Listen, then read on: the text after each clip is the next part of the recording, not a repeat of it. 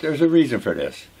Our strategy was that we would express this in such a way that if they denied looking at it, what it would mean is that no one could ever challenge any election ever.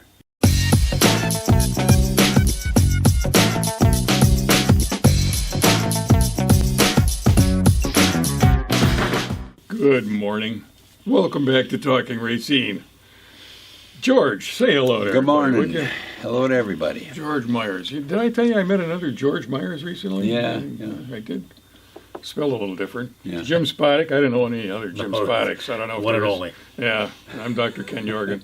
And I found out that he's not a doctor, but there's another Kenneth Jorgen down in Florida. Really? Are you looking for names now? Well, can you believe? I mean, there's probably a couple hundred Jorgens on the planet. And there's another one named Kenneth. There you go. If I'm older than him, I think he should change his name. Well, everything's great here in Racine. So, wait a minute. Here we got something. RUSD appeal response from the state of Wisconsin. Now, there was an appeal filed about the referendum whereby $1 billion was allegedly approved over 30 years? 30 years. 30 years. And some people got a little ticked off about that and decided to Well, it was raise a supposed to fuss. be no tax raise, no tax increase. Yeah, No tax yeah. increase in it. Yeah. Well, and it supposedly passed too. But I mean, I was down there. Yeah. You were down there all the time. Jim was down there. And a lot of other people were down there. And it just didn't. It didn't seem like that was handled correctly. So you and several other people filed an appeal. Passed by 5 votes, and that should be coming up pretty soon. The appeal, huh? Yeah, Tell people what's going on there. Yeah, we took it to the appeals court, and it just recently got summarily dismissed, which means they're not even considering it. I guess they opened up and looked at the title of it or something like that, and noticed something and said, no, we're not going to look at this anymore. Well, if you look through the paperwork, it doesn't look like they really noticed anything. No. It was more like we don't even want to look at it. No, they didn't look at any of the stuff in it. They just They said, certainly don't want you looking at it. yeah. Well, there was no arguments looked at. You know, the arguments that were put forth were never even looked at by the appeals court. You have to go back now to the beginning where Judge Piantek basically said, we don't see anything wrong here other than, and part of it, and one of the arguments was that this lawsuit was filed because they felt, as a group felt, that there were some of The math was off. the math was off. They had Bottom in their line. own minutes, so they wanted to look at 4 or 5 wards, whatever it was, 12 wards, I think. And they're saying, hey, we just want to look at these wards to see if these votes were counted correctly. Piantek said, no, everything looks good. That's it. So then it went to the appeals court. You guys took it to the appeals court. The appeals court now came back and basically said, well, it's a deposition. What is it? It's a disposition. They came down with a Summary disposition. Basically, they say this is the end. We're disposing of it. That's what a disposition is. Well, when it says that summarily type of thing, that means without a lot of investigation. Just Well, they didn't want to look in the depth of Yeah. it. They wanted to say, well, the judge said it looked like okay, which was bogus from the first part. Now they're saying, well, we're just going to go along with the judge, and we're really not going to look at this. And the key here is that it cannot be cited in any court in this state or with the authority. as precedent, right? So they can't even mention this. Well, a lot of times when you go to court, the court will look at previous cases and say, well, this is how the law was interpreted. This is the result of this confrontation that took place in this court. So we're going to base our decision, at least in part, on this. We're looking at this for guidance. But they're saying on this one, it cannot be used. Right. It's not to be used as a precedent. There's a reason for this. Our strategy was that we would express this in such a way that if they denied looking at it, what it would mean is that no one could ever challenge any election ever if this was a precedent. They were going to, the way they were going to deal with it. So to avoid that peril, what the court said is you can't use this as discretion. We're denying you to look at the votes, but we're not saying that no one can ever look at any votes. So that was the strategy that we had, that we thought we were going to force them to look at it. But because if they didn't look at it, then that would set a precedent so that, no one could ever challenge any elections virtually. So basically what they did is just kick this down the road. So what they said, so what they said is, no, we're not going to fall into that trap. We're not going to look at this, but you can't use it as precedent. So we're leaving it open that somebody else could challenge it. Well, you guys weren't asking for that much. All you wanted to do was look at the actual ballots in a few. There were a total of 51 wards that were affected. 51 different little voting categories. We wanted to look at 10 of them, and we only needed to look at certain things. In other words, just count the ballot. We weren't going to go into looking at the absentee ballots and look at signatures and all that type of stuff. Again, that was all gone through that week-long period over 10 tables, down at Festival Hall. So, and the reason you wanted to look at it is because the math just didn't. The math was flawed. I mean, the way it was calculated, it was obviously flawed. So right. you couldn't have come up with the same numbers that you're saying you got. It was real simple. I can go through it real quick, real simple here. I'll go through it again for the people that haven't seen it. Let's suppose you got two stacks of 50 ballots each, 50 yes and 50 no. You've counted them, and you match them with the machine count, 50-50. We know that for certain. And then they come along and say, one of those ballots is illegal. Which not one? Have been cast. We don't know. So we'll shuffle them all together, and we'll blindfold somebody and pull one out and see what it is. Well, they pulled out a yes vote. All right, so now that means there's 49 yes votes and 50 no votes, right? It was 50-50. No. The law requires that they be recounted. You can't just take the one out and say it's in the law. I've read it. They must recount it by hand. So they recount it by hand, and they come up with still 50 yes votes and 49 no votes. It was one less no vote. And we're saying, wait a second, that can't happen. It's magic. Yeah. But the judge said, and he said, they followed procedure.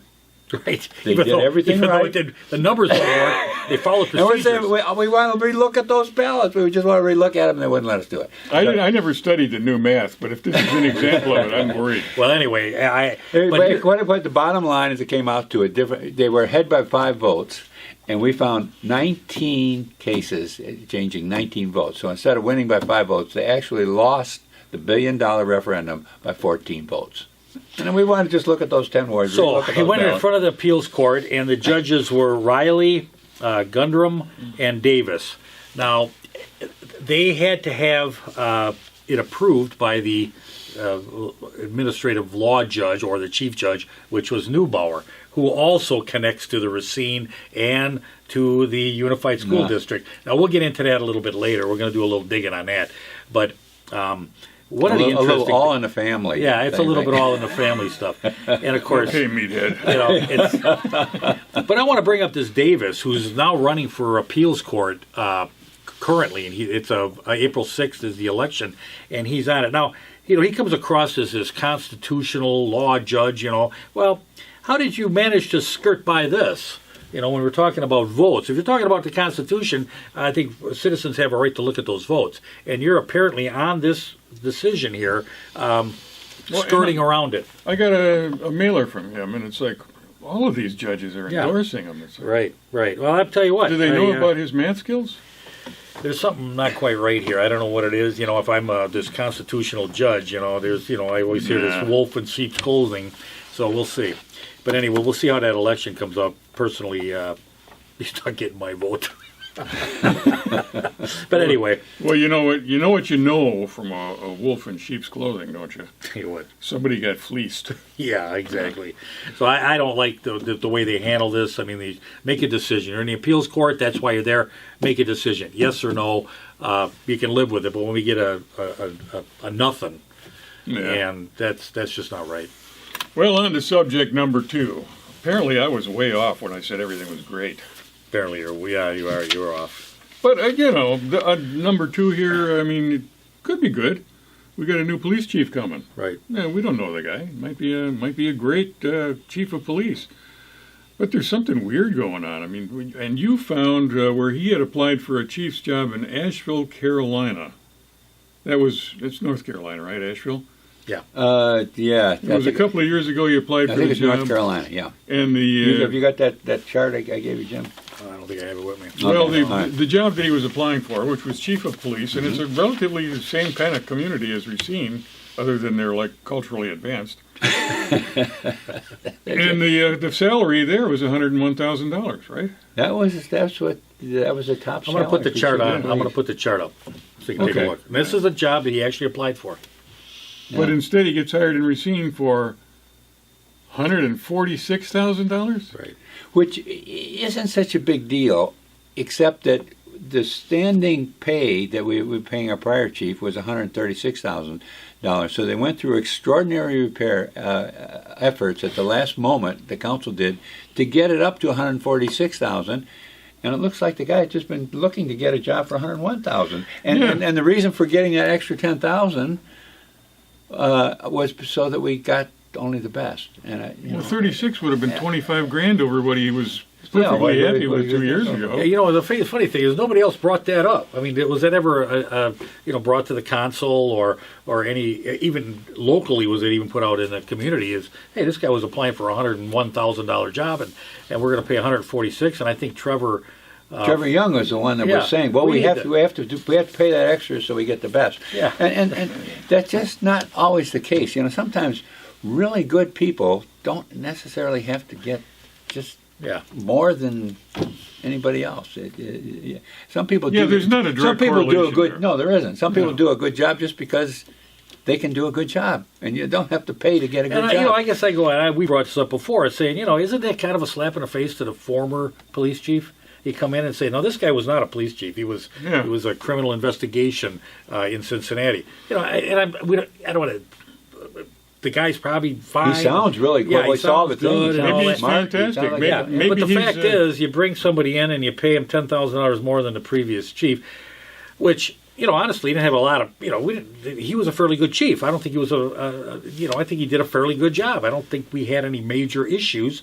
There are some that we always talk about. there's always grumbling about a police chief. I mean, it's very to pay rare this that- guy who was not a chief before $10,000 more than the previous chief, I just don't see that being a plus. I mean, Yeah, especially because they were struggling with the budget already. they cut the police chief's benefits. They dropped officers. They can find money for this guy, but they certainly, and part of that was Corey.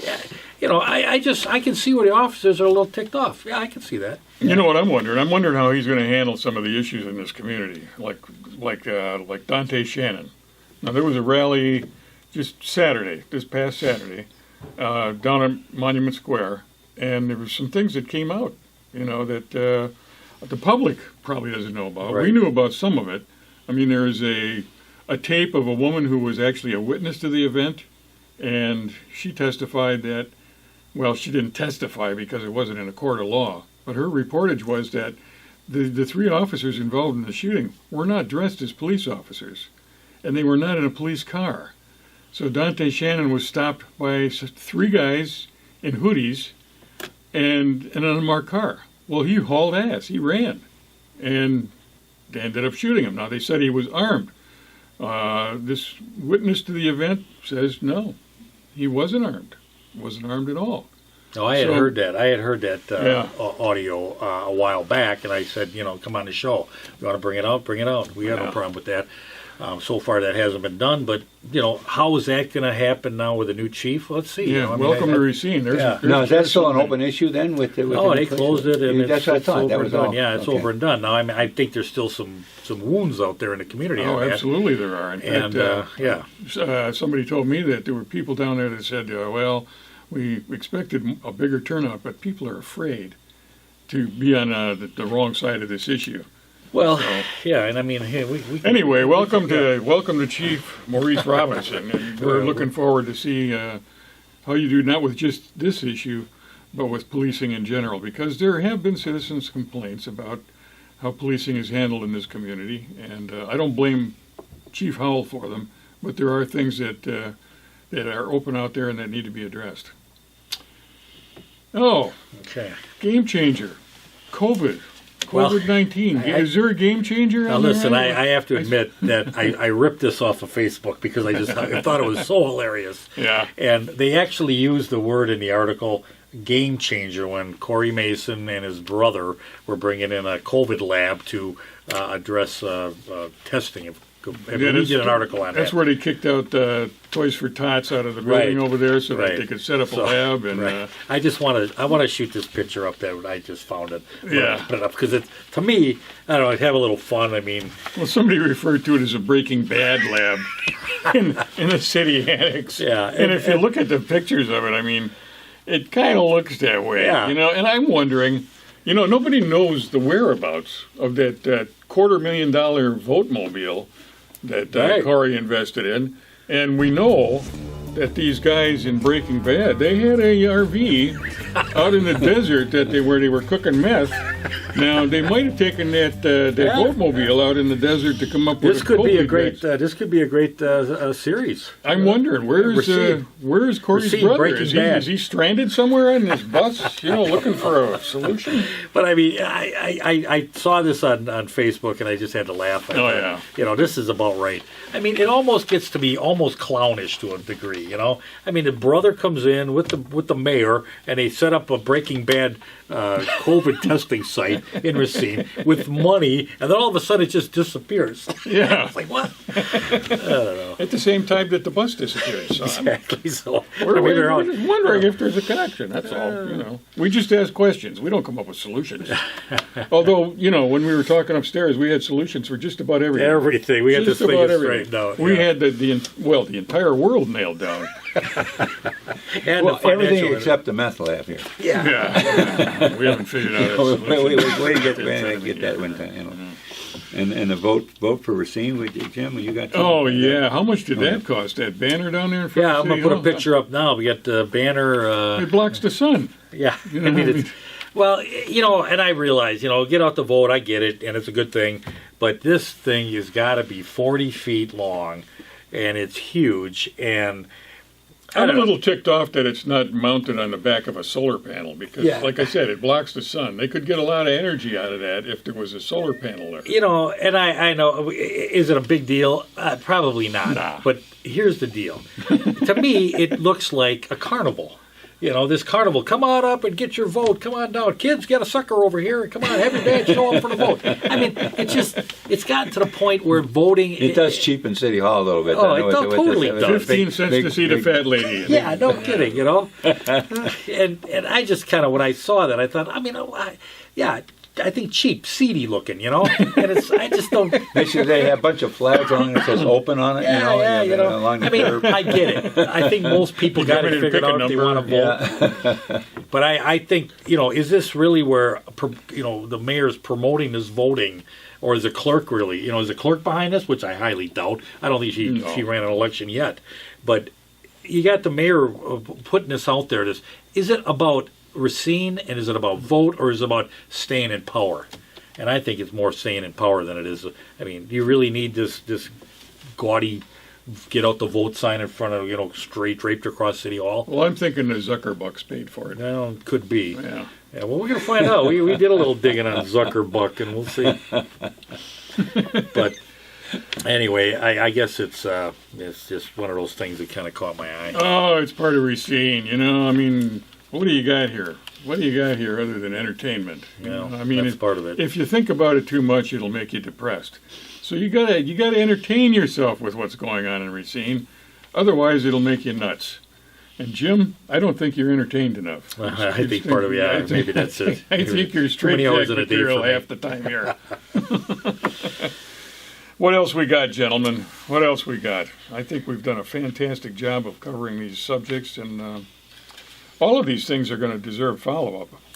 Yeah, and I was just going to kind of an update, you know, that we've been following the Green Bay, Zuckerbuck money in Green Bay, and how it's kind of, you know, working its way through Milwaukee, and I'm sure it's going to be in Racine. I did watch a hearing in the Campaign and Election Committee in Madison, and they brought in, her name was Megan Wolf, who is the administrator of Wisconsin Election Committee, and they kind of drilled her a little bit, down on it, and there's some connections there with the Zuckerberg money. Well, and, that Zuckerberg